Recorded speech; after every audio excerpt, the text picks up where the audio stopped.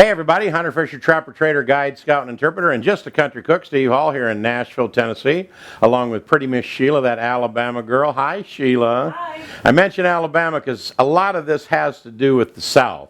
We're going to make chess pie.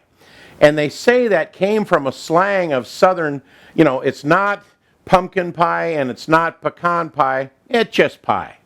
And it went from just pie, Southern accent. Of course, I'm from Minnesota, so I don't have a Southern accent, but Sheila sure does. What is that? Oh, just pie.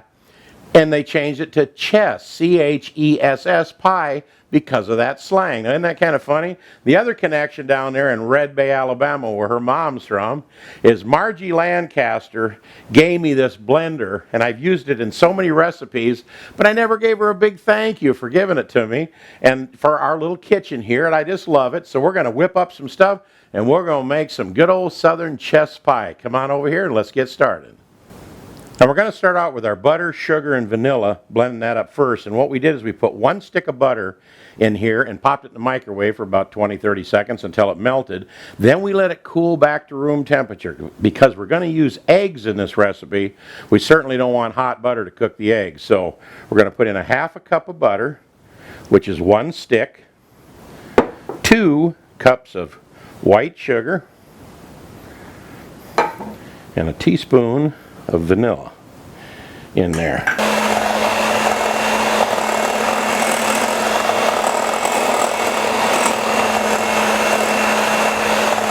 All right.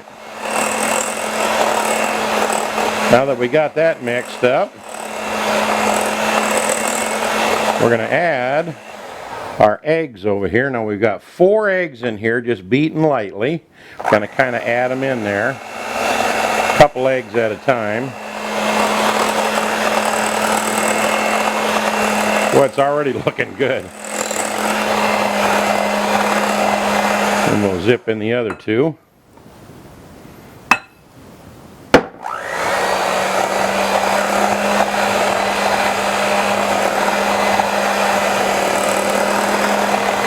And here's a big thing of how the southern part got into this. I don't know where they came up with this, but now normally when you're making something like this, eggs and flour, we're going to put in 1 tablespoon of flour. And by the way, you don't have to keep track of any of these ingredients because I'm going to put them all below the video where it says show more. You just click on that, it'll drop down, show you what to do first, what ingredients to put in, and you won't have to go to a website to get our recipes. We're going to put in 1 tablespoon of just all-purpose flour.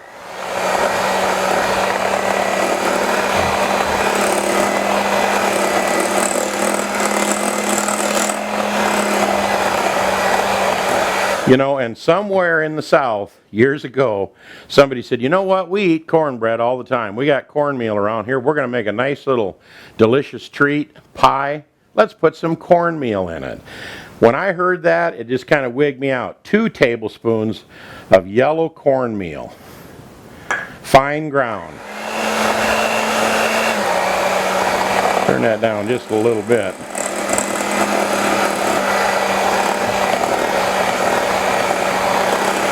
Again, Margie, thanks for the blender. We're going to put in 1/4 teaspoon of salt, not very much at all, and 1 tablespoon of white vinegar, not apple cider vinegar.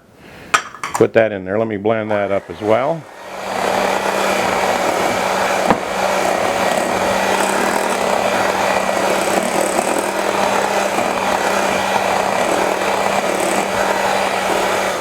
And here's one other option. Sheila was nice enough to run back down to the store and get some evaporated milk.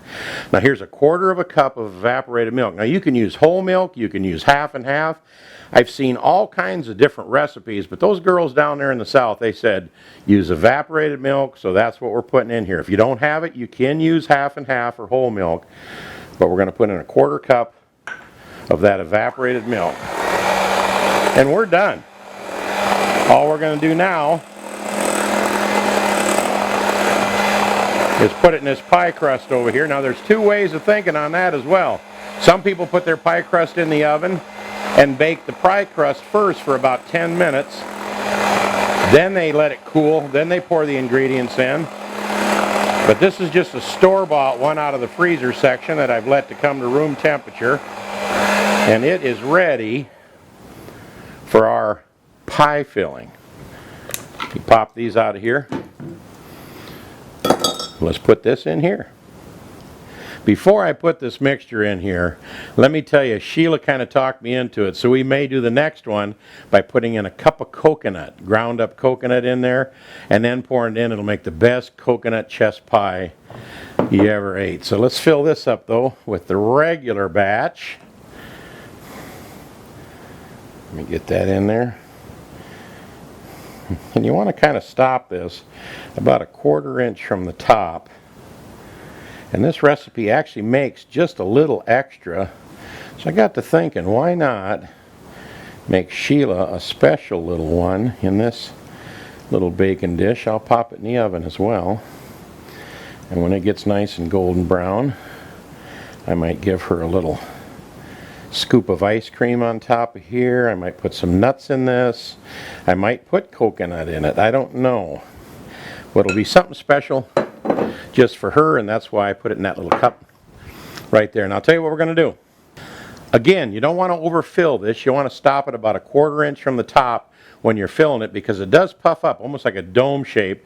And when it gets a little bit brown around the edges here, then it cools off, it'll settle back down. So about 1/4 inch from the top. But I'll tell you what we're going to do with it. We're going to go put it on the lowest rack in the oven at 425 degrees for 10 minutes. Then we're going to turn the oven down to 300 degrees and leave it in there for about another 40 to 50 minutes. Now everybody's oven is different, so about 35-40 minutes in, be peeking in there, and when it gets nice and golden brown around the edges and the middle, if you jiggle it a little bit, the middle of it starts to firm up, turn it off and then let it cool in the oven. In other words, turn the oven off and just leave it in there and let it set, and it'll set up real nice. We'll show you what that looks like when we're done. So right now we're going to the oven, 425 degrees on the bottom shelf in the oven for 10 minutes. Then we're going to reduce the temperature to 300 for another 40 to 50 minutes. Then we're going to let it cool in the oven, and I'll bet it turns out great. Got to tell you, the temps and times work just perfect, at least in our oven. 425, bottom rack for 10 minutes, reduced it to 300 degrees, and it was about 50 to 55 minutes to where it got nice and golden brown. I shut it off, let it cool in the oven, kind of crunched it down a little bit in the middle, but that's all right because it firmed up nice. Come over here and let's cut this thing up and check it out. Like I said, mine kind of crunched it down a little bit. I've been waiting all night to push this down because I didn't want to do it till I got back on camera. And I say all night because we baked this last night and it was kind of late, so we put it in the refrigerator. Man, it firmed up just nice, and now it's time to do a little carving here and see what we ended up with. I'll tell you, that flour and cornmeal, even though you don't put any pie crust on top, it makes its own crust here. Let me see if I can get this out of here. Nobody likes to try to take one of these out on camera because they always want to fight you and break up. Look how crumbly that little crust is. But can I get this out in somewhat of a one chunk? Close enough. All right. This is my piece, so I'm just going to rake all these little goodies over here. Then we'll cut one more here for Sheila.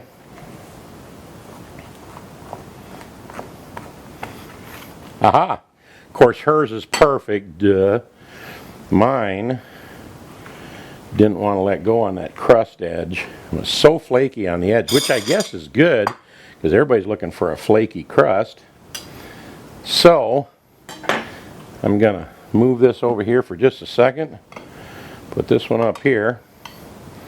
Then I'm going to get out my handy dandy can of Little Ready Whip and put a little pile on top of each one of these. How's that look, Sheila? It looks good. Did I do good?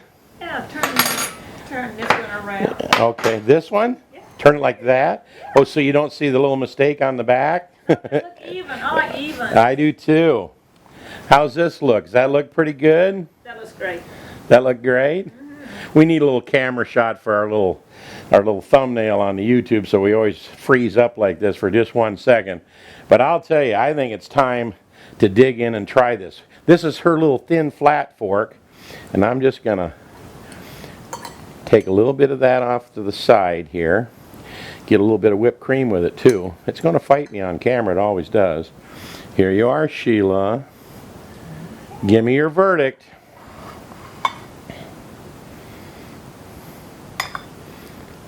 That is really good. Wow.